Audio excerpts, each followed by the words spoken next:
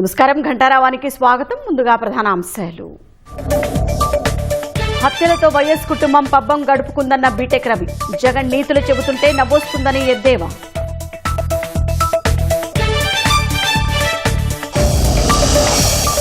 ముగ్గురు అరెస్ట్, 380 గ్రాముల బంగారం స్వాధీనం. దొంగల ముఠా గుట్టు రట్టు చేసిన ఆనపర్తి పోలీసులు.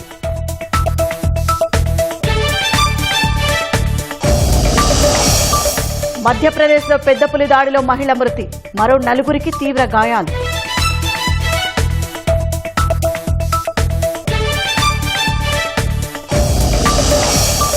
యురేనియం వదులుకునేందుకు ఇరాన్ అంగీకారం.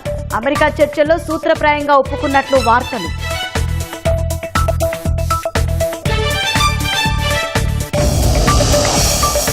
సింహాద్రి అప్పన్నకు వైభవంగా గరుడ సేవ. పెద్ద ఎత్తున తరలివచ్చిన భక్తజనం.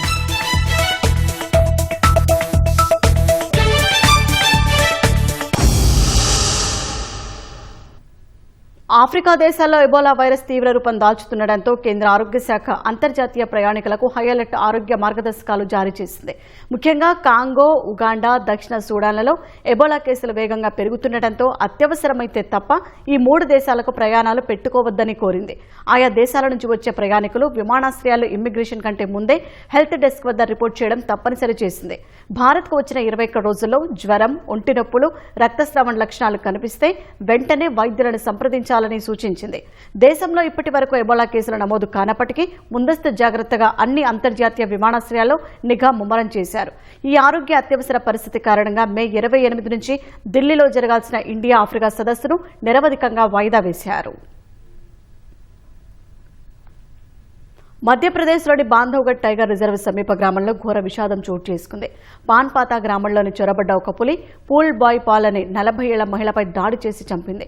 మరో 4గురిని తీవ్రంగా గాయపరిచింది. ఈ ఘటనతో ఆగ్రహంతో ఊగిపోయిన గ్రామస్తులు అటవీశాఖ అధికారులపై దాడులకు దిగారు. సమాచారం అందించిన అధికారులు సకాలంలో స్పందించలేదని, పులి ఇంకా గ్రామ పరిసరాల్లో తిరుగుతోందని ఆరోపిస్తూ ఫారెస్ట్ రేంజర్పై దాడికి దిగారు. ఓ మహిళా సిబ్బందిని కూడా చుట్టుముట్టి అడ్డుకున్నారు. ఈ క్రమంలో పులిని పట్టుకోవడానికి అటవీశాఖ సాగించిన రెస్క్యూ ఆపరేషన్ కు తీవ్ర ఆటంకం కలిగింది.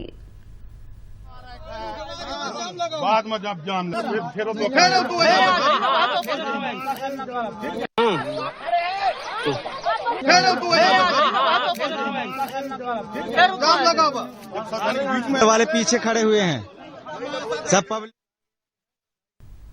వైట్ హౌస్ చెక్ పాయింట్ వద్ద కాల్పులు జరిపిన నిందితుడిని 21 ఏళ్ల నాసిర్ బెస్ట్ గా గుర్తించారు. మేరీల్యాండ్ కు చెందిన నాసిర్ బెస్ట్ కొంతకాలంగా మానసిక సమస్యలతో బాధపడుతున్నట్లు న్యూయార్క్ పోస్ట్ తెలిపింది. గతంలోనూ వైట్ హౌస్ సమీపంలో అనుమానాస్పదంగా తిరుగుతున్న అతడిని పోలీసులు అరెస్ట్ చేశారు. వైట్ హౌస్ పరిసర ప్రాంతాలకు దూరంగా ఉండాలని కోర్టు అతడికి ఆదేశాలను కూడా ఇచ్చింది. అప్పుడు భద్రతా సిబ్బంది అతడిని అదుపులోకి తీసుకున్నప్పుడు తాను ఆధునిక యుగపు యేసుక్రీస్తునని అధికారులకు చెప్పినట్లు తెలిసింది. ఉద్దేశపూర్వకంగానే అరెస్టు కావాలని అనుకున్నట్లు చెప్పడం గమనార్హం. అధికారులు నిందితుని మానసిక చికిత్సా కేంద్రంలో చేర్చారు. తర్వాత మళ్లీ వైట్ హౌస్ సమీపంలోనే అరెస్ట్ అయ్యాడు. ఈ నేపథ్యంలో ఇలా కాల్పులకు తెగబడి సీక్రెట్ సర్వీస్ సిబ్బంది చేతిలో హతమయ్యాడు. ఇరాన్తో ఒప్పందంపై చాలా వరకు చర్చలు పూర్తయ్యాయని అమెరికా అధ్యక్షుడు ట్రంప్ చేసిన ప్రకటనపై ఇరాన్ స్పందించింది. అమెరికాతో యుద్ధాన్ని ముగించేందుకు తాము కూడా సిద్ధంగా ఉన్నట్లు ఇరాన్ అధికారికంగా ప్రకటించింది. తమపై బలవంతంగా రుద్దిన ఈ యుద్ధానికి స్వస్తి పలకడమే ప్రస్తుతం తమ ముందున్న ఏకైక లక్ష్యమని ఇరాన్ విదేశాంగ ప్రతినిధి ఇస్మాయిల్ బగాయి స్పష్టం చేశారు. యుద్ధాన్ని శాశ్వతంగా ముగించేందుకు అమెరికాతో అవగాహన ఒప్పందాన్ని ఖరారు చేసే పనిలో ఉన్నట్లు వెల్లడించారు. లెబనాన్తో సహా అన్ని వైపులా యుద్ధాన్ని పూర్తిగా ముగించడంపైనే చర్చలు జరుగుతున్నాయని, మొదట ప్రాథమిక ఒప్పందాన్ని కుదుర్చుకుని తర్వాత 60 రోజుల్లో తుది ఒప్పందానికి చేరుకుంటామని ఇరాన్ వివరించింది. అందుకు ముఖ్యంగా సముద్ర మార్గంలో అమెరికా నౌకాదళ దిగ్బంధనాన్ని ఎత్తివేయాలని, గతంలో అమెరికా స్తంభించిన ఇరాన్ ఆస్తులను విడుదల చేయాలనే 2 ప్రధాన డిమాండ్లను తాము ముందుంచినట్లు బగాయి పేర్కొన్నారు.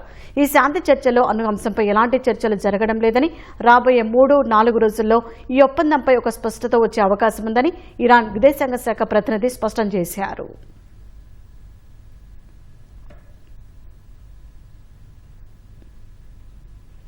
అమెరికా ఇరాన్ ఉద్రిక్తతలను ముగించే దిశగా భారీ ముందడుగు పడినట్లు కనిపిస్తోంది. తమ వద్ద ఉన్న అత్యంత నాణ్యమైన శుద్ధి చేసిన యురేనియంను వదులుకోవడానికి ఇరాన్ సూత్రప్రాయంగా అంగీకరించిందని న్యూయార్క్ టైమ్స్ సంచలన కథనం ప్రచురించింది. బహుళ అణ్వాయుధాల తయారీకి సరిపోయే ఈ యురేనియం నిల్వలను అప్పగించే అంశమే ఇప్పటి వరకు ఇరు దేశాల చర్చల్లో పెద్ద అడ్డంకిగా మారింది. ఈ నిల్వలను అణుధూళిగా అభివర్ణిస్తున్న అమెరికా అధ్యక్షుడు ట్రంప్ ఇరాన్ అణురాజ్యంగా మారకుండా అడ్డుకోవడమే తమ ప్రధాన లక్ష్యమని చెబుతున్నారు. యురేనియం విషయంలో వెనక్కి తగ్గకపోతే మళ్లీ యుద్ధం ప్రారంభిస్తామన్న అమెరికా హెచ్చరికల వేళ ఇరాన్ ఈ నిర్ణయం తీసుకున్నట్లు తెలుస్తోంది. అయితే ఈ యురేనియం నిల్వలను ఎలా బదిలీ చేయాలి లేదా ఎలా నాశనం చేయాలనే తుది విధానంపై మున్ముందు చర్చలు జరగనున్నాయి.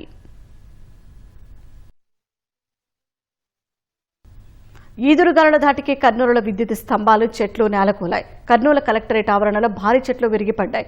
దీనివల్ల కరెంటు సరఫరాకు అంతరాయం కలిగింది. కలెక్టరేట్ ముందున్న చలివేంద్రం, చలువ పందిరి పూర్తిగా దెబ్బతిన్నాయి. రోడ్డు పక్కన నిలిపి ఉంచిన కార్లు, బైకులపైన చెట్ల కొమ్మలు పడ్డాయి.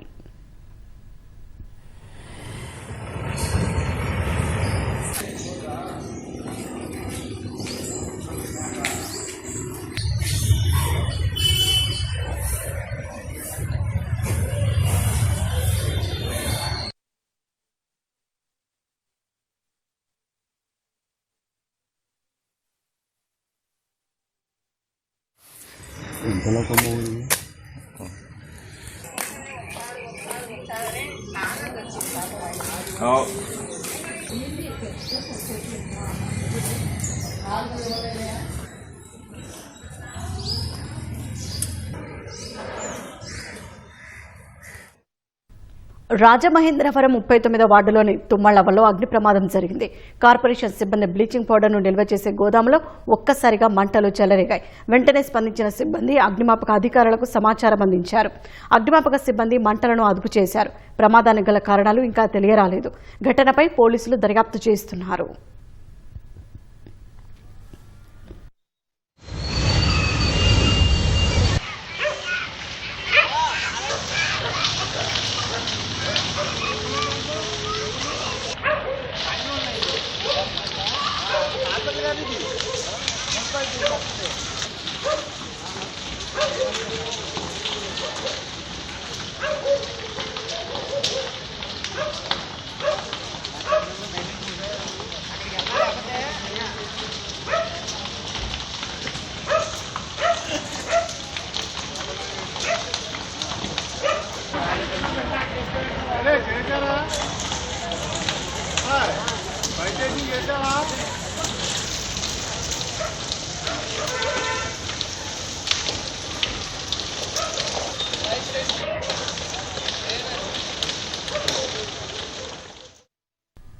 బాపట్ల జిల్లా కారంచేడు సమీపంలో కారు ఆర్టీసీ బస్సు ఢీకొన్నాయి. ప్రమాదంలో కారులో ప్రయాణిస్తున్న యువకులకు గాయాలయ్యాయి.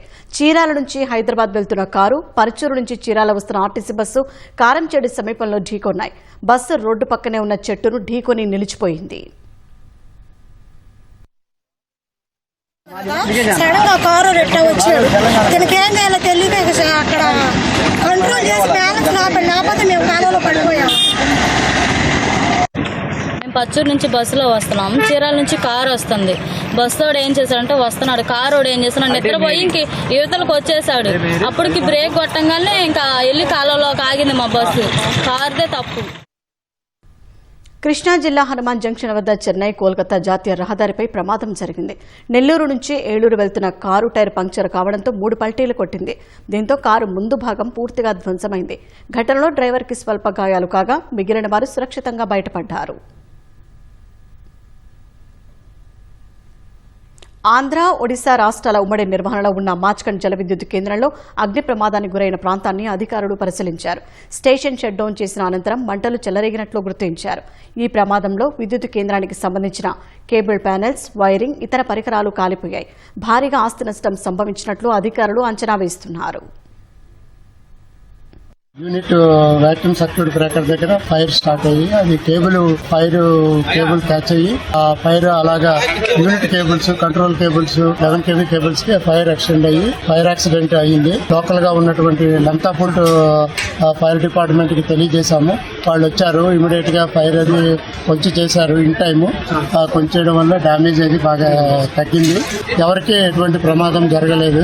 ఎంత తొందరగా యూనిట్ లో రెజ్యూమ్ చేయడానికి ప్రయత్నిస్తున్నాము. రాష్ట్ర వ్యాప్తంగా ఎండలు మండిపోతున్నాయి. భానుడి భగభగల దాటికి బయటకు రావాలంటేనే జనం బెంబేలెత్తిపోతున్నారు. ఇక వెదర్కి సంబంధించి మరిన్ని వివరాలు మా ప్రతినిధి సూర్యారావు ప్రత్యక్ష ప్రసారం ద్వారా అందిస్తారు. సాహిన్, రాష్ట్రంలో ఎండలు మండిపోతున్నాయి. గత వారం రోజులుగా కూడా ఇదే పరిస్థితి మనకు కనిపిస్తుంది. విజయవాడతో పాటు కృష్ణా, గుంటూరు, అలాగే ప్రకాశం, నెల్లూరు మొత్తం కోస్టల్ ఏరియాస్ అన్నీ కూడా బగబగమంటున్నాయి. మొన్న అయితే వడగాడ్పుల కారణంగా 21 మంది చనిపోయారు రాష్ట్రం మొత్తం మీద. ఒక్క విజయవాడలోనే 10 మంది చనిపోయారు. నిన్న అయితే 16 మంది వడగాడ్పుల వల్ల చనిపోతే ఒక్క విజయవాడలోనే విజయవాడ, కృష్ణా, గుంటూరులోనే 3 జిల్లాల్లోనే 12 మంది చనిపోయిన పరిస్థితి. ముగ్గురైతే పండిట్ నెహ్రూ బస్ స్టేషన్లో విజయవాడలో వడగాడ్పులతో స్పృహ తప్పి చనిపోయిన పరిస్థితి అయితే మనకు కనిపిస్తుంది. ఎండలతో పాటు వడగాడ్పులు తీవ్రత అయితే ప్రధానంగా కనిపిస్తుంది. చాలా చోట్ల 45 డిగ్రీలు పైగానే నమోదవుతున్నాయి. ఉదయం 11 గంటల నుంచే ఎండ తీవ్రత మనకు కనిపిస్తుంది. అయితే ప్రయాణాల ఒత్తిడి మూలంగా, వ్యాపకాల మూలంగా ప్రజలైతే ఈ సమయంలో ప్రయాణించకూడదు అని చెప్పి ప్రభుత్వం హెచ్చరికలు జారీ చేస్తున్నట్టు ఎవరు కూడా ఈ ప్రయాణాలు అయితే ఆపడం లేదు. చాలా చోట్ల అయితే ఈ పరిస్థితి అయితే ఆందోళనకరంగా కనిపిస్తుంది. మనం చూడొచ్చు, రాష్ట్రం మొత్తం మీద కూడా ఇదే పరిస్థితి కనిపిస్తుంది. ఇవాళ అయితే 21 మండలాల్లో తీవ్ర వడగాడ్పులు, అలాగే 214 మండలాల్లో వడగాడ్పులు వీచే అవకాశం ఉందని అటు విపత్తు నిర్వహణ శాఖ కానీ, ఇటు వాతావరణ శాఖ కానీ కూడా మనకి హెచ్చరికలు జారీ చేసిన పరిస్థితి కనిపిస్తుంది. ఇవాళ ప్రధానంగా ఏలూరు, కృష్ణా, ఎన్టీఆర్, గుంటూరు, బాపట్ల, పల్నాడు, మార్కాపురం, ప్రకాశం, నెల్లూరు జిల్లాల్లోని కొన్ని ప్రాంతాల్లో 45 నుంచి 46 డిగ్రీల వరకు ఉష్ణోగ్రత నమోదయ్యే అవకాశం ఉంది. అలాగే పార్వతీపురం, మన్యం, అల్లూరు సీతారామరాజు, పోలవరం, కాకినాడ, అనకాపల్లి, అంబేద్కర్ కోనసీమ, తూర్పుగోదావరి, పశ్చిమ గోదావరి, తిరుపతి జిల్లాల్లో కొన్ని ప్రాంతాల్లో 42 నుంచి 44 డిగ్రీల ఉష్ణోగ్రత అయితే నమోదయ్యే అవకాశం ఉందని అధికారులు ఇప్పటికే హెచ్చరికలు జారీ చేశారు. మరోవైపు శ్రీకాకుళం, విజయనగరం, విశాఖపట్నం, కర్నూలు, నంద్యాల, అనంతపురం, సత్యసాయి జిల్లా, వైఎస్ఆర్, కడప, అన్నమయ్య, చిత్తూరు జిల్లాల్లో కొన్ని ప్రాంతాల్లో అయితే 40 నుంచి 42 డిగ్రీల మధ్య ఇవాళ ఉష్ణోగ్రత నమోదయ్యే అవకాశం ఉందని కూడా మనకి ఇంతవరకు హెచ్చరికలు అయితే జారీ చేశారు. ప్రస్తుతం అయితే ఎండలైతే మండిపోతున్నాయి. వీటి తోడు వడగాడ్పులు కూడా తీవ్రంగా వీస్తున్నాయి. ప్రధానంగా వృద్ధులు, మహిళలు, చిన్నారులు, అలాగే గర్భిణులు, మానసిక ఆరోగ్యం ఉన్నవారు, బీపీ, షుగరు, అలాగే గుండె వ్యాధులు ఉన్నవారు తగిన జాగ్రత్తలు తీసుకోవాలి. ఈ సమయంలో ఇట్టి పరిస్థితిలో కూడా బయటకు తిరగకూడదని ప్రభుత్వం హెచ్చరికలు జారీ చేస్తుంది. ఎందుకంటే వీరిపైన వడదెబ్బ ఎక్కువ అవకాశం పడే అవకాశం ఉంది. ప్రధానంగా వృద్ధులు బయటకు రాకూడదు, తగిన జాగ్రత్తలు తీసుకోవాలి. వచ్చినా కూడా టోపీ కానీ, చేతులు రుమాలు తలకు కట్టుకోవడం కానీ, గుడిగేసుకోవడం కానీ ఇతరత్ర జాగ్రత్తలు చేపట్టాలని ప్రభుత్వం ఇప్పటికే స్పష్టమైన ఆదేశాలు జారీ చేసింది. కానీ చాలా చోట్ల ఈ విధంగా చేయకపోవటం వల్ల వడదెబ్బలకు గురవుతున్నారు. చాలామంది కూడా వడదెబ్బలు నిన్న మొన్న అయితే మొత్తం మొన్న 21 మంది, నిన్న 16 మంది, మొత్తం 37 మంది వడదెబ్బలతో మృతి చెందిన పరిస్థితి మనకు రాష్ట్రంలో ఆందోళన కలిగిస్తుంది. ఇవాళ కూడా ఎండల తీవ్రత ఏమాత్రం తగ్గలేదు. మరోవైపు ఎండల నుంచి రక్షించుకునేందుకు ప్రజలు అప్రమత్తంగా ఉండాలని ప్రభుత్వం ఓవైపు హెచ్చరికలు జారీ చేస్తూనే మరోవైపు మున్సిపల్ శాఖ కానీ, లేకపోతే ఇతర శాఖల నుంచి కూడా ఈ ఎండల నివారణ, ఎండల నుంచి ప్రజలను రక్షించేందుకు ఈ చలివేంద్రాలు ఏర్పాటు చేయడం కానీ, లేకపోతే ఈ కియాస్క్ ఏర్పాటు చేసి ఎక్కడెక్కడైనా తాగునీరు సదుపాయం కానీ కల్పించాలి. మజ్జిగ కానీ, నిమ్మరసం కానీ, మంచినీరు కానీ ఏర్పాటు చేయాలని ప్రభుత్వం అయితే ఇప్పటికే ఉన్నత స్థాయి సమీక్షలో ముఖ్యమంత్రి చంద్రబాబు అధికారులకు స్పష్టమైన ఆదేశాలు జారీ చేశారు. అన్న క్యాంటీన్ల దగ్గర కూడా ప్రత్యేకమైన ఏర్పాట్లు చేయాలి. ఈ ఎండల నుంచి ప్రజల నుంచి రక్షించేందుకు తగిన ఏర్పాట్లు చేయాలని కూడా ఆయన ఇప్పటికే ఆదేశాలు జారీ చేశారు. మొత్తం మీద అయితే రాష్ట్రంలో ఎండల పరిస్థితి అయితే ఇంకా తగ్గుముఖం పట్టలేదు. రేపు లేదు, ఎల్లుండి నుంచి రోహిణి కార్తె ప్రారంభమయ్యే అవకాశం ఉన్న నేపథ్యంలో ఈ ఎండలు మరింత వేడెక్కే ప్రమాదం ఉంది. కాబట్టి ప్రజలు తప్పనిసరిగా తగిన జాగ్రత్తలు తీసుకోవాలని ప్రభుత్వం ఆదేశాలు అయితే జారీ చేస్తుంది. మరోవైపు 11 నుంచి సాయంత్రం 4 గంటల మధ్య ఎట్టి పరిస్థితుల్లో కూడా బయట అత్యవసరం అయితే తప్ప బయట తిరగకూడదని ప్రభుత్వం స్పష్టమైన ఆదేశాలు జారీ చేసింది. కానీ పని ఒత్తిడి వల్ల ఇతర వ్యాపకాల వల్ల కూడా ప్రజలు బయటకు వస్తున్న పరిస్థితి మనం చూడొచ్చు లైవ్లో కూడా. కాబట్టి నేరుగా ఎండల నుంచి రక్షించుకునేందుకు బయటికి తిరగకుండా ఉండటం, అలాగే తిరిగినా కూడా తగిన జాగ్రత్తలు తీసుకోవడం ఒకటే మార్గం అని కూడా ప్రభుత్వం చెప్తున్న పరిస్థితి. మొత్తం మీద అయితే ఎండలు మరింత వేడెక్కే ప్రమాదం ఉంది. ప్రజలు తగిన జాగ్రత్తలు తీసుకోవాలని కూడా ప్రభుత్వం సూచిస్తున్న పరిస్థితి మనకు కనిపిస్తుంది. ఇది తాజా పరిస్థితి. కెమెరామెన్ సైదాతో Surya, ETV news, Vijayawada. Water studio. Suryarao. YS రాజారెడ్డిది అడుగడుగున్న రక్త చరిత్రేనని తెలుగుదేశం నేత బీటెక్ రవి అన్నారు. 1962లోనే పులివెందుల పిఎస్లో రాజారెడ్డి పేరుతో రౌడీ షీట్ తెరిచారని తెలిపారు. నమ్మి బాట ఇచ్చిన వెంకట నరసయ్యను దారుణంగా హత్య చేసినట్లు వెల్లడించారు. త్రివేణి స్టీల్స్ పెట్టి ఎదుగుతున్న వ్యక్తిని కూడా హత్య చేయించిన చరిత్ర వైఎస్ కుటుంబానిదన్నారు. జగన్ ఇటీవల మీడియా సమావేశంలో చేసిన వ్యాఖ్యలపై బీటెక్ రవి గట్టి కౌంటర్ ఇచ్చారు. గారికి వాళ్ళది పెద్ద రాజకీయ కుటుంబం కానే కాదు. వాళ్ళు చేసే దారుణాలు, అకృత్యాలు ఆ కాలంలోనే బ్రిటిష్ వాళ్లకు తొత్తులుగా ఉండి వీళ్ళు చేసే పనులు నచ్చక నా సొంత మండలం సింహాద్రిపురం మండలంలోని బలపనూరులో గ్రామస్తులంతా ఆ గ్రామం నుంచి వెలియేస్తే అప్పుడు అక్కడి నుంచి మైగ్రేటెడ్ అయ్యి పులివెందులకు వచ్చి స్థిరపడినారు. అంటే పులివెందుల టౌన్ లో. అది వాళ్ళ కుటుంబం యొక్క బ్యాక్గ్రౌండ్. అంటే ఆ కాలంలోనే బ్రిటిష్ వాళ్లకు తొత్తులుగా మారి ఆ కాలంలోనే భారతదేశానికి అన్యాయం చేసిన కుటుంబ చరిత్ర వాళ్ళది. 1968లో రాజారెడ్డి గారి సతీమణి జగన్మోహన్ రెడ్డి గారి నాయనమ్మ, రాజశేఖర రెడ్డి గారి తల్లి అయినటువంటి జయమ్మ గారు పులివెందుల సర్పంచ్ ఎలక్షన్స్ లో భాగంగా ఒక వార్డు మెంబర్ కు పోటీ చేస్తే గాడిచర్ల కృష్ణమూర్తి అనే ఒక ఆయన చేతుల్లో వార్డు మెంబర్ కు ఓడిపోయిన చరిత్ర వీళ్ళది. అప్పట్లోనే 1962లో రాజారెడ్డి పేరుతో పులివెందుల పోలీస్ స్టేషన్ లో రౌడీ షీట్ ఉంది. పార్ట్ ఆఫ్ హిస్టరీ తీస్తే వస్తుంది. 1962లోనే పులివెందుల ప్రాంతంలో రాజారెడ్డి గారు ఒక రౌడీ షీటర్. రంగంపేట దగ్గర చాలా మంది రెడ్లకు బైరైటీస్ వచ్చాయి. అంటే ముగ్గురాయి. అందులో ఒక బీసీ కులానికి చెందిన చేనేత వర్గానికి చెందిన ఆయన వెంకట నరసయ్య అని ఆయన కూడా మైనింగ్ వచ్చింది. కానీ ఈ రెడ్ల ఆధిపత్యం ముందర ఆయన పని చేసుకోలేని ఉన్నప్పుడు రాజారెడ్డికి నువ్వు నాకు అండగా ఉండని పెట్టుబడి లేని భాగస్వామ్యం ఇచ్చాడు. అంటే రూపాయి పెట్టుబడిలే రాజారెడ్డిది. ఆ రెడ్ల సందులో నేను ఇబ్బంది పడతారా, నువ్వు కూడా రౌడీవే కదా, అడ్డం పెట్టుకుని ఉంటే నాకు కొంత మేలు జరుగుతుంది, నీకు పెట్టుబడి లేకుండా ఇంత వ్యాపారం ఇస్తానని అక్కడికి ఎంటర్ అయి కాలక్రమేణా ఆ వెంకట నరసయ్యనే హత్య చేసిన దుర్మార్గమైన చరిత్ర వీళ్ళది. అంటే ఇంకో ఘోరమైన విషయం ఏంటంటే హత్యలో ఎవరైతే పాల్గొన్నారో సరాయపల్లెకు చెందిన పౌల్రెడ్డి అనే ఆయన కూడా ముద్దాయి. ఆ హత్య జరిగిన ఒక 3-4 సంవత్సరాల తర్వాత ఆ పౌల్రెడ్డి అనే ఆయన కూడా గోటూరు దగ్గర అనుమానాస్పదంగా మృతి చెందినాడు. అంటే ఏంటి, ఈ హత్య చేయించింది రాజారెడ్డి వీళ్ళేం తెలిసిపోతాదని హత్యలో పాల్గొన్న ఎవరైతే ఆ రోజు యాక్టివ్గా హత్యలో పాల్గొన్న పౌల్రెడ్డిని కూడా రాజారెడ్డి వీళ్ళే చంపించినారని కూడా పులివెందుల్లో ఈ విషయం అందరూ అనుకుంటారు. తర్వాత అందరికీ తెలుసు. ఆ రకంగా అక్కడ మంగంపేట బైరైటీస్ అనేది ఇలా సొంతం చేసుకుని దాంతో వచ్చే ఆదాయంతో చిన్నగా రాజకీయంలోకి ఎంటర్ అవుతూ ఆ ప్రాంతంలో ఏదైతే త్రివేణి స్టీల్స్ అని ఆ కాలానికి అక్కడ ఒక మంచి పారిశ్రామికవేత్త మురళీమోహన్ రెడ్డి అని త్రివేణి స్టీల్స్ పెట్టి ఆ ప్రాంతాన్ని బాగా ఆయన ఎదుగుతుండే క్రమంలో ఈ రాజారెడ్డి గారు అక్కడ మురళీమోహన్ రెడ్డిని కూడా హత్య చేయించాడు. ఇప్పుడు ఎవరైతే కొల్లం గంగిరెడ్డి అని ఉన్నాడో, అంటే రెడ్ శాండిల్ కని సంబంధించిన ఆయన, ఆ గంగిరెడ్డి వాళ్ళ బ్రదర్ బ్రహ్మానందరెడ్డి, గంగిరెడ్డి వాళ్ళ బాబురెడ్డి కలిపి ఈ మురళీమోహన్ రెడ్డిని ఆ రోజు రాజారెడ్డి చెప్తే హత్య చేయించారు. అప్పటి నుంచే వీళ్ళకి ఆ బంధం, కొల్లం గంగిరెడ్డికి వైఎస్ కుటుంబానికి బంధం అనేది ఎలా ఏర్పడిందంటే ఆ మురళీమోహన్ రెడ్డి ఆ మంగంపేట బైరైటీస్ చేస్తా కోడూరులో ఉండి ఇప్పుడు మన పార్టీకి చెందిన బత్యాల చెంగల్లాయడన్న మీద పులివెందుల నుంచి రౌడీలు పోయి ఎన్నిసార్లు హత్యా ప్రయత్నం చేశారో ఒకసారి చెంగల్లాయడ్ గారిని అడిగి కూడా వివరం తీసుకోండి. నాకు తెలిసి 3 నుంచి 4 సార్లు అతి భయంకరమైన హత్యా ప్రయత్నాలు చేశారు.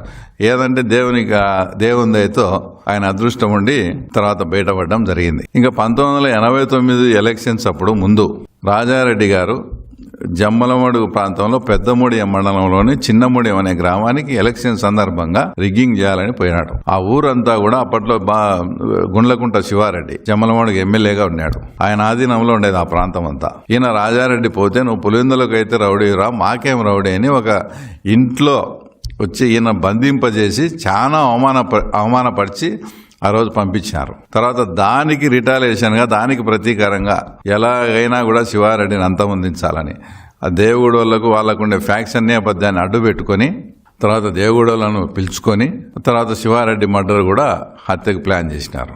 అది కూడా ఏ రకంగా ఆదన్న వాళ్ళు మిగతా వాళ్ళు దేవగూడ నారాయణ రెడ్డి అన్న వాళ్ళు కూడా మన పార్టీలోనే ఉన్నారు. వాళ్ళు ఏదన్నా పని మీద కూడా పులివెందుల వైఎస్ఆర్ ఆఫీస్ దగ్గరికి వస్తే వాళ్ళని చూస్తానే అవహేళనగా ఏం అయిపోయిందా పని అనేది. అంటే ఏం పని అంటే అదే శివారెడ్డిని చంపే పని లేదు. శివారెడ్డిని చంపకుండా ఇంకా వచ్చినారా మీకు సిగ్గులే? ఇంకా మీరు ఎన్నాళ్ళు ఉండి అంతే. ఏదన్నా మీరు వీటికి పులివెందులకు వచ్చేలకు శివారెడ్డిని చంపే రావాలా మీరు? అంత ఫోర్సబుల్గా వాళ్ళని అవహేళన చేస్తూ మాట్లాడి వాళ్ళు ఇంకా వాళ్ళకు ఫ్యాక్షన్ నేపథ్యం ఉండేది ఆ రకంగా మాట్లాడి కూడా తర్వాత వాళ్ళతో శివారెడ్డి మర్డర్ చేపించారు. ఎందుకు అంటే ఈ ప్రతి మర్డర్స్ వెనక ఒక పక్కన హత్య రాజకీయానికి ఒక పక్క రాజకీయానికి ఎందుకు ఇది కంబైన్డ్గా మెలికే ఉందంటే శివారెడ్డి బతుకునేంత వరకు, వీరారెడ్డి గారు మాజీ మంత్రి బతుకునేంత వరకు జిల్లాలో ఎప్పుడే కానీ వీళ్ళ ఆధిపత్యం లేదు. 99లో కూడా మాకు 8 సీట్లు వచ్చినాయి. 94లో అవుట్ ఆఫ్ 11కు 9 సీట్లు వచ్చినాయి. ఎప్పుడు వీళ్ళు ఉంటే ఇంకా మనం ఈ జిల్లాలోనే ఎదగలేనప్పుడు రాష్ట్రంలో ఎదగాలంటే ఎట్లా? కాబట్టి వీళ్ళని తుదమర్చించాలా. వీళ్ళకి ఎవరు ఆపోజిట్ వీళ్ళు, వాళ్ళని చేరదీయడం, వాళ్ళతో చేపించడము, ఆ రకంగా తర్వాత శివారెడ్డిని కూడా మర్డర్ చేయించడం జరిగింది. తిరుపతి శిల్పారావ ప్రాంతంలో స్వల్ప ఉద్రిక్త పరిస్థితి ఏర్పడింది. వైసీపీ నేత భూమన కరుణాకర్ రెడ్డి ఇంటి ముట్టడికి హిందూ సంఘాల ప్రతినిధులు శిల్పారామం నుంచి బయలుదేరగా పోలీసులు అడ్డుకున్నారు. శాంతియుత నిరసనకు పోలీసులు అడ్డు తగలొద్దని హిందూ సంఘాల నాయకులు కోరారు. తిరుమల పవిత్రతను దెబ్బతీసేలా భూమన వ్యాఖ్యలు చేస్తున్నారని ఆగ్రహం వ్యక్తం చేశారు. శ్రీవారి పవిత్రతను దెబ్బతీసేలా మాట్లాడటం దారుణమన్నారు. హిందువులకు భూమన క్షమాపణలు చెప్పాలని డిమాండ్ చేశారు. హిందూ సంఘాల నిరసన సమాచారం అందుకుని వైసీపీ కార్యకర్తలు శిల్పారామం చేరుకోవడం ఉద్రిక్త కొంత పెంచింది. శ్రీ వెంకటేశ భక్తవత్సల నిత్య నిర్మల నీలమేఘ శ్యామ గోవింద హరి గోవింద గోకుల నందన గోవింద. వరుస దొంగతనాలతో కలకలం సృష్టిస్తున్న దొంగల ముఠా గుట్టు రట్టయింది. 13 చోరీ కేసులో నిందితులుగా ఉన్న ముగ్గురిని తూర్పుగోదావరి జిల్లా అనపర్తి పోలీసులు అదుపులోకి తీసుకున్నారు. ఏప్రిల్ నెలలో మహేంద్రవాడ చోరీ కేసులో రాజేష్ అనే నిందితుడు చెప్పిన వివరాల ఆధారంగా ముగ్గురిని అరెస్టు చేసినట్లు పోలీసులు వెల్లడించారు. నిందితుల నుంచి 75.85 లక్షల విలువైన 380 గ్రాముల బంగారం, 6.5 కేజీల వెండి ఆభరణాలను స్వాధీనం చేసుకున్నారు. ఏప్రిల్ నెలలో అనపర్తి పోలీస్ స్టేషన్ పరిధిలో ఒక దొంగతనం కేసు అండి. ఇది 77/2026 అనే కేసు మహేంద్రవాడలో విలేజ్లో జరిగిన కేసులో భాగంగా జిల్లాల రాకేష్ అనే ముద్దాయిని పట్టుకొని అతని దగ్గర నుంచి కొంత భాగం రికవరీ చేసి అతన్ని రిమాండ్కి పంపించడం జరిగిందండి. కాకపోతే అతని కన్ఫెషన్ ఆధారంగా ఈ కేసులో అండ్ అతను కన్ఫెస్ చేసిన మిగతా కేసులు ఏవైతే ఉన్నాయో వాటిల్లో రిసీవర్లుగా మిగిలిన 3 వ్యక్తులని ఇవాళ అరెస్ట్ చేయడం జరిగిందండి అనపర్తి పోలీసులు. దాదాపు 13 కేసుల్లో ఉన్నారండి. 13 కేసుల్లో భాగంగా గోల్డ్ 380 గ్రామ్స్, దాంతోపాటు సిల్వర్ 6.5 కేజీస్ అండి. Total recovery value 75.85 lakhs recovery చేయడం జరిగిందండి. వీకెండ్ వచ్చిందంటే చాలు హైదరాబాద్ నగర శివారులోని సాఫ్ట్వేర్ ఐటీ ప్రాంతాలు వేదికగా కొందరు యువకులు రెచ్చిపోతున్నారు. నిబంధనలకు విరుద్ధంగా రేసింగ్ కార్లు, బైకులతో బీభత్సం సృష్టిస్తూ స్థానికులను, వాహనదారులను భయాందోళనకు గురిచేస్తున్నారు. శనివారం అర్ధరాత్రి నాలెడ్జ్ సిటీ ప్రాంతంలో కొందరు యువకులు భారీ శబ్దాలు వచ్చేలా మోడిఫై చేసిన సైలెన్స్లతో కార్లు, బైకులను వేగంగా నడుపుతూ హల్చల్ చేశారు. పోలీసులు ఓ కారును ఆపే ప్రయత్నం చేశారు. అయితే కారు డ్రైవర్ ఆపకుండా పోలీసులపైకి దూసుకెళ్లాడు. దీంతో ఓ కానిస్టేబుల్ చేతికి తీవ్ర గాయాలయ్యాయి. ఘటనపై కేసు నమోదు చేసిన రాయదుర్గం పోలీసులు ర్యాష్ డ్రైవింగ్కు పాల్పడిన రెహాన్ అనే యువకుడిని అదుపులోకి తీసుకున్నారు. నిందితుడి నుంచి హోండా సిటీ కారు, ఒక మొబైల్ ఫోన్ను స్వాధీనం చేసుకున్నారు. పరారైన రేసర్ల కోసం గాలింపు చర్యలు చేపట్టారు.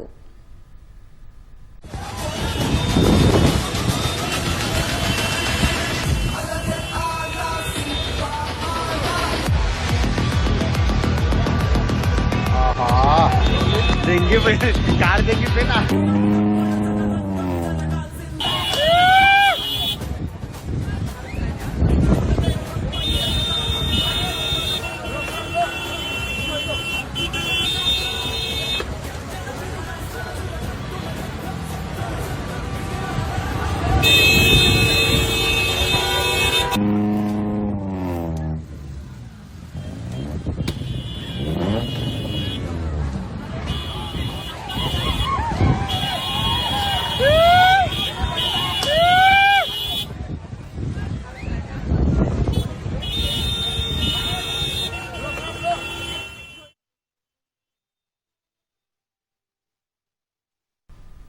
నగరాలు గ్రామాల్లో ఎక్కడ పడితే అక్కడ నిర్లక్ష్యంగా పారేసే ప్లాస్టిక్ వ్యర్థాలు పశువుల ప్రాణాలకు ముప్పుగా మారుతున్నాయి. ఇందుకు నిరసనమే తూర్పుగోదావరి జిల్లా కొవ్వూరులో జరిగిన సంఘటన. ఓ రైతుకు చెందిన గేదె కొంతకాలంగా ఆహారం తినడం లేదు. కడుపులో కదలికలు తగ్గిపోయాయి. శరీర బలహీనతతో బాధపడుతోంది. రాజమహేంద్రపురంలోని ఏరియా ఆసుపత్రి పశువైద్యులు గేదెకు స్కానింగ్ చేశారు. తీరా చూస్తే దారుణమైన విషయం బయటపడింది. గేదె పొట్టల భారీగా ప్లాస్టిక్ చేరినట్లు గుర్తించారు. అత్యవసరంగా రుమెనోటమీ శస్త్రచికిత్స చేశారు. సుమారు 100 కిలోల ప్లాస్టిక్ వ్యర్థాలు బయటపడటం చూసి వైద్యులు ఆశ్చర్యపోయారు. శస్త్రచికిత్స విజయవంతం కావడంతో ప్రస్తుతం పశువు కోలుకుంటోంది. పశువులు చెత్త కుప్పల వద్ద ఆహారం కోసం వెతుకుతూ ప్లాస్టిక్ కవర్లు, కప్పులు, తాడు ముక్కల వంటి హానికర పదార్థాలను మింగడం వల్ల ఈ పరిస్థితి ఏర్పడుతోందని వైద్యులు తెలిపారు. పశువుల కడుపులో ప్లాస్టిక్ పెరిగిపోవడం వల్ల జీర్ణక్రియ దెబ్బతిని ఆకలి తగ్గడం, ఉబ్బరం, బలహీనత, చివరకు మరణం వరకు దారితీస్తుందన్నారు. సింగిల్ యూజ్ ప్లాస్టిక్ వినియోగాన్ని తగ్గించడమే దీని పరిష్కార మార్గమని వైద్యులు తెలిపారు.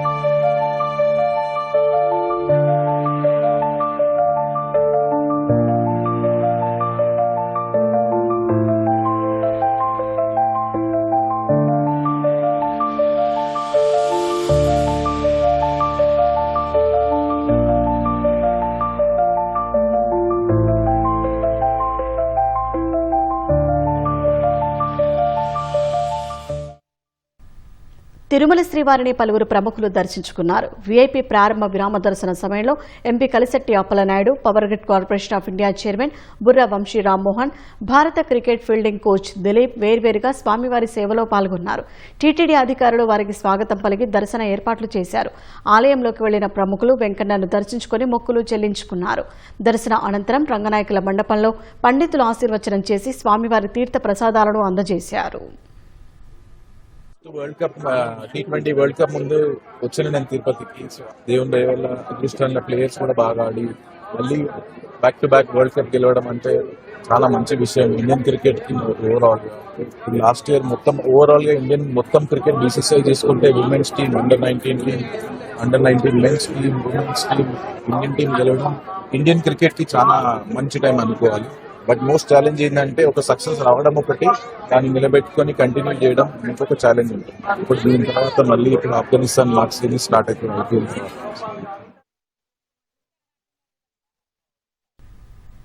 విశాఖ సింహగిరిపై శ్రీ వరహాలక్ష్మి నరసింహస్వామివారి గరుడ సేవ వైభవంగా సాగింది. అప్పన్నను సుప్రభాత సేవతో మేల్కొల్పి విశేష పూజలు చేశారు. అనంతరం స్వామివారిని గరుడ వాహనంపై అధిష్టింపచేసి సేవ నిర్వహించారు. వారాంతపు సెలవులు కావడంతో సింహగిరి భక్తులతో కిటకిటలాడింది. క్యూ లైన్లలో భక్తులకు తాగునీరు, మజ్జిగ పంపిణీ చేశారు. భక్తుల రద్దీ దృష్ట్యా అంతరాలయం దర్శనాలను నిలిపివేశారు.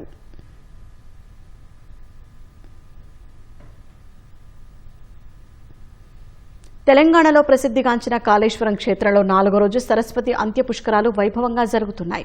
తెలంగాణ నలుమూలల నుంచే కాకుండా మహారాష్ట్ర నుంచి భక్తులు తరలివస్తున్నారు.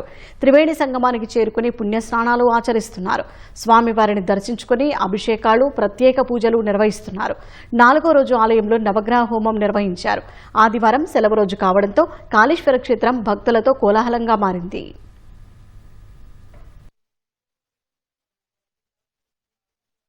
సంపూర్ణ మద్యపాన నిషేధం అమలవుతున్న బీహార్లో అక్రమంగా నిల్వ ఉంచిన విదేశీ మద్యాన్ని పోలీసులు స్వాధీనం చేసుకున్నారు.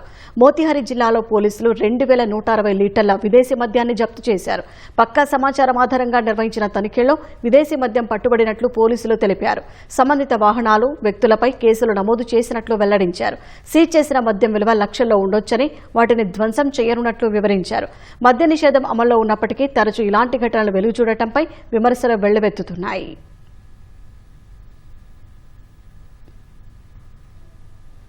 చైనాలో బొగ్గుగని పేలుడు ఘటనలో ఆచూకీ దొరకని 2 కార్మికుల కోసం సహాయక చర్యలు ముమ్మరంగా కొనసాగుతున్నాయి. వందలాది మంది రెస్క్యూ సిబ్బంది శిథిలాల కింద తీవ్రంగా గాలిస్తున్నారు. ఈ ఘోర ప్రమాదంలో 82 మంది కార్మికులు ప్రాణాలు కోల్పోయినట్లు ఇప్పటికే అధికారులు ప్రకటించారు. గాయపడ్డ 120 మంది ఆసుపత్రిలో చికిత్స పొందుతున్నట్టు చెప్పారు. ఉత్తర షాంగ్సీ ప్రావిన్స్లోని లియో షెన్యో బొగ్గు గనిలో శుక్రవారం రాత్రి ఈ ప్రమాదం జరిగింది. ఘటన సమయంలో గని లోపల మొత్తం 247 మంది కార్మికులు ఉన్నారు. మండే స్వభావం ఉన్న కార్బన్ మోనాక్సైడ్ స్థాయిలు గనుల పరిమితికి మించి పెరిగిపోవడంతో పేలుడు సంభవించింది. సమాచారం అందగా సహాయక బృందాలు రంగంలోకి దిగి రెస్క్యూ ఆపరేషన్లో నిమగ్నమయ్యాయి.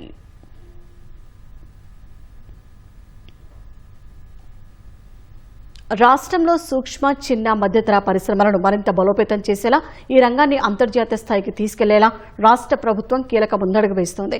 రేపు విజయవాడలో ఎంఎస్ఎంఈ గ్రోత్ సమ్మిట్ 2026 నిర్వహిస్తోంది. సీఎం చంద్రబాబు ఈ సదస్సుకు హాజరై రాష్ట్రంలో 38 ఎంఎస్ఎంఈ పార్కులకు శంకుస్థాపన చేయనున్నారు.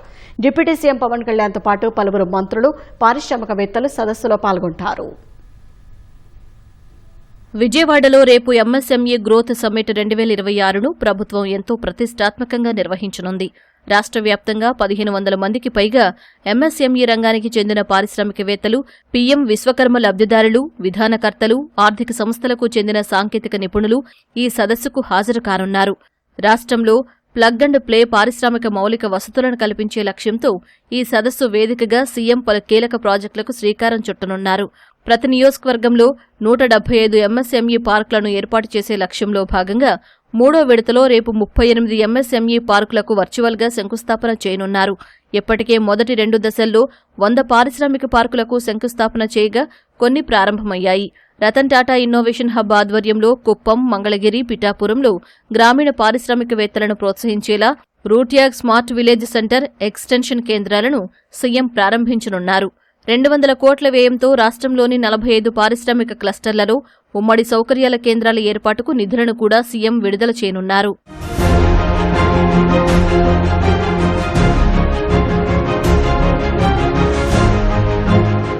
విజయవాడలో డాక్టర్ బిఆర్ అంబేద్కర్ కళా వేదికలో జరిగే ఎంఎస్ఎంఈ గ్రోత్ సమ్మిట్ కార్యక్రమ ఏర్పాట్లను మంత్రి కొండపల్లి పరిశీలించారు. ప్రతి ఇంటికి ఒక పారిశ్రామికవేత్తను తయారు చేయాలన్న సీఎం చంద్రబాబు లక్ష్యం మేరకు తమ శాఖ పనిచేస్తుందని తెలిపారు. విదేశాంగ మంత్రి జయశంకర్ మాట్లాడుతున్నారు. ప్రత్యక్ష ప్రసారం ద్వారా చూద్దాం. In New Delhi in February highlighted the enormous potential of the India-US relationship and we will naturally be encouraging our businesses dealing with AI. As India's semiconductor and AI capabilities advance, this cooperation will be even more prominent in days to come. People-to-people ties are at the heart of our relationship. I apprised Secretary Rubio of challenges that legitimate travelers face in respect of visa issuance.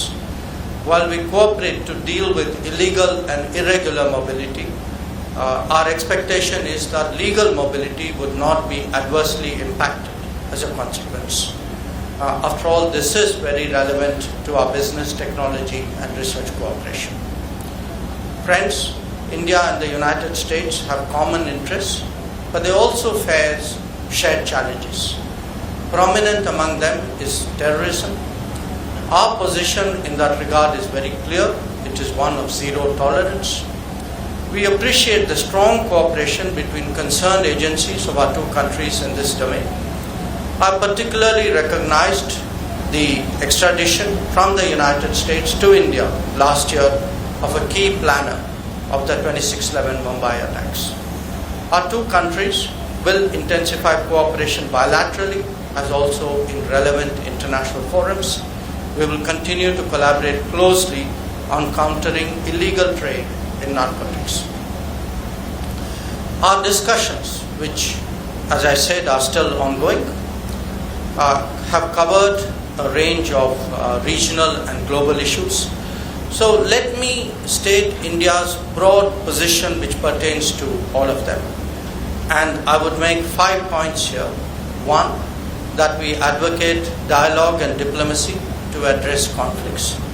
2, we support safe and unimpeded maritime commerce. 3, we demand scrupulous respect for international law. 4, we are against weaponization of market shares and resources. And 5, we believe in the value of trusted partnerships and resilient supply chains to de-risk the global economy.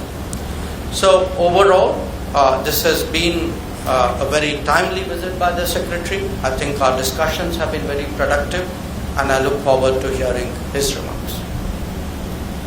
Thank you, sir. I now invite U.S. Secretary of State for his remarks to the media. Thank you. Well, first of all, thank you for your very warm welcome. And it's been a phenomenal visit already, and it's only been a day. We have so much more work to do, and it's an honor to be here with all of you in this important visit to one of our most important strategic partners in the world. And I want to highlight that point for a minute. We obviously have relations, and we work with countries all over the world, and we need to, just as India does. And we have all kinds of alliances and partnerships with countries that we work on, sometimes on discrete and individualized issues, other times on broader issues that involve one region of the world or another. A strategic partnership is something very different. It's something much broader than that. A strategic partnership is when your interests as two nations are aligned and you work together strategically to solve those problems. And the list of issues that we work together with India on, the breadth and scope of them, is what highlights the fact that India is an important strategic partner of the United States, one of our most important strategic partners in the world. It begins with the fact of our shared values. We are the two largest democracies in the world. And so obviously that in and of itself begins to align our interests simply because our leaders respond directly to voters and people on a regular basis, which means I have to go back and justify to the American people every decision we make, and the President has to do the same on why it's good for our country, and our counterparts here in India have to do the exact same thing. You have to respond to the people of India about why your partnership with the United States, or your stance on any issue for that matter, is to the benefit of your country. I imagine this is true in every country in the world to some degree, but it is particularly true for democracies. Democracies respond directly to their people, and you have to respond constantly. In democracies, you have opposition parties, you have a free and open media. By the way, you have a lot of media. We have media in our government. You guys have a lot of media, and that means a lot of scrutiny and a lot of attention. But that begins to align our interests immediately because we both recognize and have mutual respect and understanding that every decision we make, every announcement we make, everything we work together on, we ultimately have to go back and justify it to our voters, to our people, the people who put us in these positions to begin with. The second point I would make is that our partnership from a strategic standpoint is not limited to a regional one. Now, clearly there are regional issues in the Indo-Pacific that are important to both of our countries. But the ability, increasingly as we have conversations, we are talking about strategic interests that align beyond simply the region. Whether it's your visit last week into the Western Hemisphere, we have a lot of alignment. Whether it's our mutual interest in what's happening currently now in the Straits of Hormuz and beyond. And then on the topics as well. If you talk about the topics that we have a mutual interest on, both countries are strategic allies on the idea that access to critical minerals and supply chains are an essential issue in the 21st century. The over-concentration of reliance on a single source for anything, particularly things that are vital for our economies, is one of the great challenges of the 21st century. And we are strategically aligned on that topic. On the issue of terrorism, both of our countries have suffered, both directly and indirectly, because of global terrorist networks. There is a strong counterterrorism alignment as a result of that. On innovation and ensuring that all of the promises of new technologies and new advances in the 21st century, all of them come with risks and rewards. Every technological advancement that's made individuals and societies more productive have always come with risks associated with them. Managing those risks and maximizing those benefits is one of the great challenges of the 21st century. And there's a tremendous strategic alliance between our countries and agreement on that point. Likewise, on the unimpeded flow of commerce, especially in international airspace and international waters. This is true in the Indo-Pacific, ensuring that there's a free and open Indo-Pacific, but it extends beyond the Indo-Pacific. We share as a strategic value the fact that no international waterway, no international airspace should ever be used or nationalized by any country in the world, and that should never be accepted as a new normal. Another area of strong strategic alignment, and we could go on and on. The bottom line is that the opportunities exist to work together because not just our shared and common values and our people-to-people ties, but because our nations are strategically aligned on all of the key issues that will define the new century. All of the great challenges that are before us now in the modern era, we are strategically aligned on. And the final point, and this I mean is no disrespect to any other country in the world, but you can have a strategic alliance with countries. But there are only a handful of countries in the world that have the ability to actually do something about these big issues on a global scale. There are only a handful of countries in the world that have both the economic and diplomatic power to be influential on strategic issues from a global perspective. And India is one of them, which is what adds the finishing touches on the importance of this strategic alliance, is we have a strategic alliance between the United States and India. It's a strategic alliance between two countries that have global influence and the ability to influence global events. రాష్ట్రంలో July 1 నుంచి అమలు చేరిన VBG Ramji పథకానికి కేటాయించిన నిర్దేశిత నిధుల కంటే మించి ఖర్చు చేస్తే అదనపు నిధులు రాష్ట్రాలే భరించాలని కేంద్ర ప్రభుత్వం స్పష్టం చేసింది. శ్రామికులకు వేతనాలు, నిరుద్యోగ భృతి గడువులోగా బ్యాంకు ఖాతాలో జమ చేయాలని సూచించింది. పథకం అమలుకు రాష్ట్ర స్థాయిలోనూ స్టీరింగ్ కమిటీ ఏర్పాటు చేయాలని కేంద్రం ఆదేశించింది. వీబీజీ రామ్జీ పథకం అమలుకు సంబంధించిన మార్గదర్శకాలతో కేంద్ర గ్రామీణాభివృద్ది మంత్రిత్వ శాఖ ముసాయిదా విడుదల చేసింది. ఈ మేరకు తదుపరి చర్యలు తీసుకోవాలని రాష్ట్రాలకు కేంద్రం సూచించింది. ముసాయిదాపై ప్రజలు, నిపుణులు 30 రోజుల్లోగా అభ్యంతరాలు, సూచనలు తెలపొచ్చు. వాటిని పరిశీలించాక తుది నిబంధనలు కేంద్రం ఖరారు చేయనుంది. వీబీజీ రామ్జీలో రాష్ట్రాల్లో గ్రామీణ జనాభా, జీవనోపాధి, ప్రజల ఇతర అవసరాల ఆధారంగా ఏటా రాష్ట్రాలకు నార్మేటివ్ బడ్జెట్ కేటాయిస్తుంది. ఇందులో కేంద్రం వాటా 60%, రాష్ట్రం వాటా 40%గా నిర్ణయించారు. 2026-27లో రాష్ట్రంలో 10,649 కోట్లు ఖర్చు చేయాలనేది లక్ష్యమైతే ఇందులో కేంద్రం వాటా 6,389.40 కోట్లు, రాష్ట్రం 4,259.60 కోట్లు సమకూర్చనున్నాయి. వేతనాలు, నిరుద్యోగ భృతి శ్రామికుల బ్యాంకు ఖాతాల్లో డీబీటీ విధానంలో జమ చేయాలని కేంద్రం స్పష్టం చేసింది. నగదు రహితంగానే చెల్లింపులు చేయాలని, ఆధార్ ఆధారిత చట్టాలకు లోబడి ప్రక్రియ పూర్తి చేయాలని సూచించింది. జాబ్ కార్డు కలిగిన శ్రామికులు అడిగిన 15 రోజుల్లో పని కల్పించాలంది. లేదంటే చట్ట ప్రకారం నిరుద్యోగ భృతి కోరొచ్చునని పేర్కొంది. నీటి భద్రత, గ్రామీణ మౌలిక వసతులు, జీవనోపాధి, విపత్తుల నివారణ పనులకు కొత్త పథకంలో ప్రాధాన్యమివ్వనున్నారు.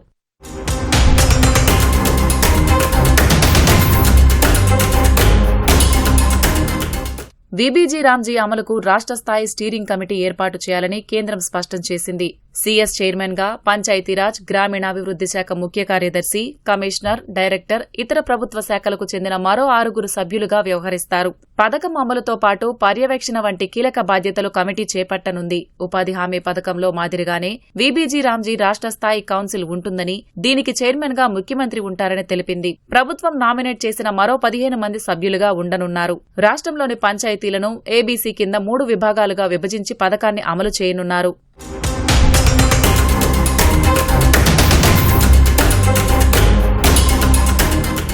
జాతీయ స్థాయిలోనూ కేంద్ర గ్రామీణ ఉపాధి హామీ మండలి ఏర్పాటు చేయనున్నారు. కేంద్ర గ్రామీణాభివృద్ది శాఖ మంత్రి ఈ మండలి అధ్యక్షుడిగా వ్యవహరిస్తారు. పలు కేంద్ర శాఖల ప్రతినిధులు, రాష్ట్రాల అధికారులు, నిపుణులు, పంచాయతీరాజ్ సంస్థల ప్రతినిధులు ఇందులో సభ్యులుగా ఉంటారు. మహిళలకు 3వ వంతు ప్రాతినిధ్యం కల్పించనున్నారు.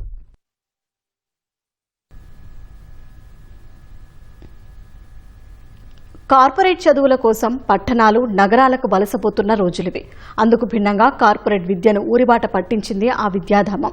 వందలాది మంది జీవితాల్లో విజ్ఞాన కాంతులు వెదజల్లుతోంది. కేవలం చదువులతోనే సరిపెట్టకుండా ఆటపాటల్లో మెరికల్లా తయారు చేస్తోంది. వేదాలు, గీతా పారాయణం, యోగాతో నైతిక విద్యను బోధిస్తోంది. రేపటి తరం భవిష్యత్తుకు బంగారు బాటలు వేస్తోంది. అదే రామా స్కూల్ ఆఫ్ ఎక్సలెన్స్.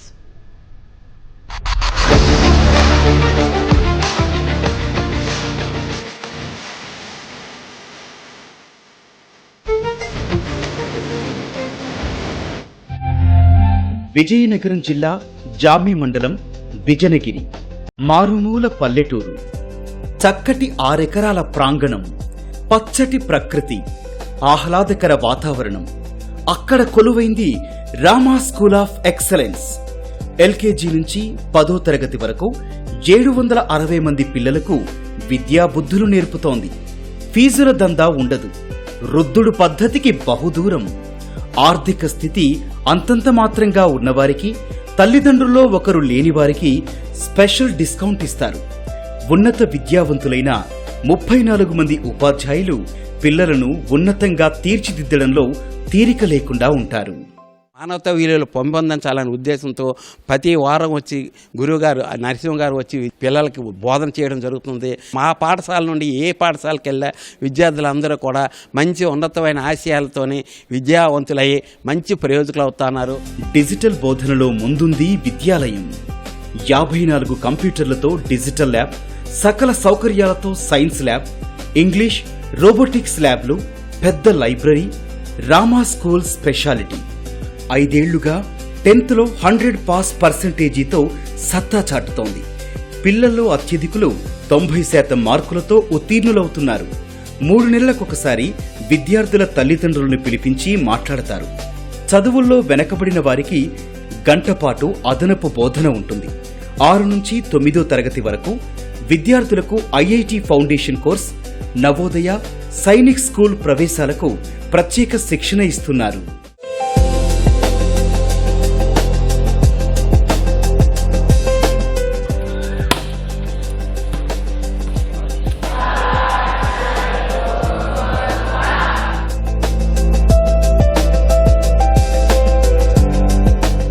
చక్కటి చదువులతో మెప్పిస్తోన్న రామా స్కూల్కు చుట్టుపక్కల 25 గ్రామాల నుంచి విద్యార్థులొస్తున్నారు. అందరూ ఒక్కటే అనే భావన పెంచేలా విద్యార్థులతో పాటు టీచర్లు, సిబ్బంది సైతం యూనిఫామ్ ధరిస్తారు. హాస్టల్లో 250 మంది విద్యార్థులుంటున్నారు. ప్రిన్సిపల్ సహా కొందరు టీచర్లు కుటుంబాలతో సహా అక్కడే ఉంటారు. నచ్చింది మాకు ఈ స్కూలు, ఎందుకంటే ఇక్కడ ఎన్విరాన్మెంట్ కానీ ఏ పొల్యూషన్ గట్రా ఉండదు. అలాగే మా క్లాస్ రూమ్స్ అయినా, మా బస్ ఫెసిలిటీ అయినా, ఏదైనా సరే మాకు అంతా కంఫర్ట్గా ఉంటుంది. టీచర్స్ కూడా మాకు ఎప్పుడు కేరింగ్ తీసుకుంటూ ఉంటారు స్టడీస్ మీద. గత 4 సంవత్సరాలుగా ఇక్కడే ఉంటూ సంతోషంగా చదువుకుంటూ నాకు ఇష్టమైన వాటిల్లో బాగా నేర్చుకుంటూ ఇక్కడ చదువుకుంటున్నాను. వైజాగ్లో కూడా ఉండవు ఇన్ని ఫెసిలిటీస్, ఏ కార్పొరేట్ కూడా అంత ఉండదు. పిల్లల టాలెంట్ వెలికి తీసేలా స్పోర్ట్స్ కు తగిన టైం కేటాయిస్తారు. ఏకాగ్రత, శారీరక, మానసిక వికాసం కోసం పిల్లలు రోజూ యోగాభ్యాసం చేస్తారు.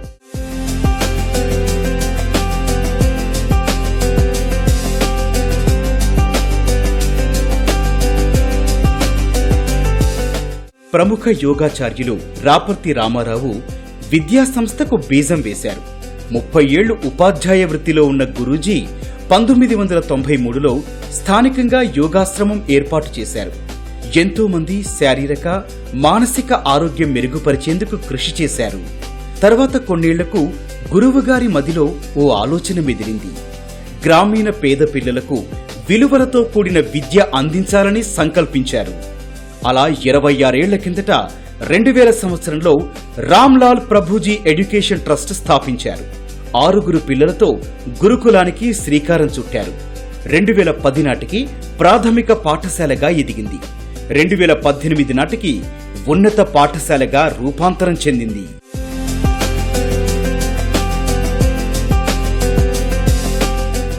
రామా స్కూల్ ఉన్నతిలో దాతల తోడ్పాటు ఉంది. అందులో ఎన్నదగిన వారు విశాఖకు చెందిన ఆర్వీఆర్ గ్రూప్ చైర్మన్ రాయల వెంకటేశ్వరరావు. సిఎస్ఆర్ నిధులతో బడి రూపురేఖలే మార్చేశారు. మా ఉద్దేశం ఆ చుట్టుపక్కల ఉన్న ఊర్లు, మా జామి మండలం అంతా చదువుకోవాలనేది మా ఉద్దేశం. అట్లీస్ట్ 10 వరకన్నా పాస్ అయితే మిగిలిన వాళ్ళంతా వాళ్ళు మిగతా చేసుకోవడానికి అవకాశం ఉండదనే ఉద్దేశంతో అక్కడ స్కూల్ స్థాపించడం జరిగింది.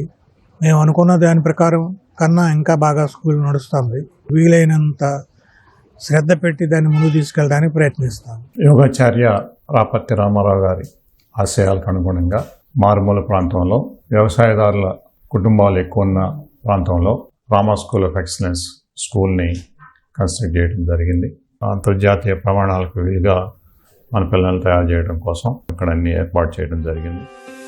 రాపర్తి గురూజీ ఉన్నతాశయంతో వేసిన విత్తనం ఫలాలిచ్చే వృక్షంగా ఎదిగింది. ఎక్సలెన్స్ కు పర్యాయ పదంగా నిలుస్తోంది.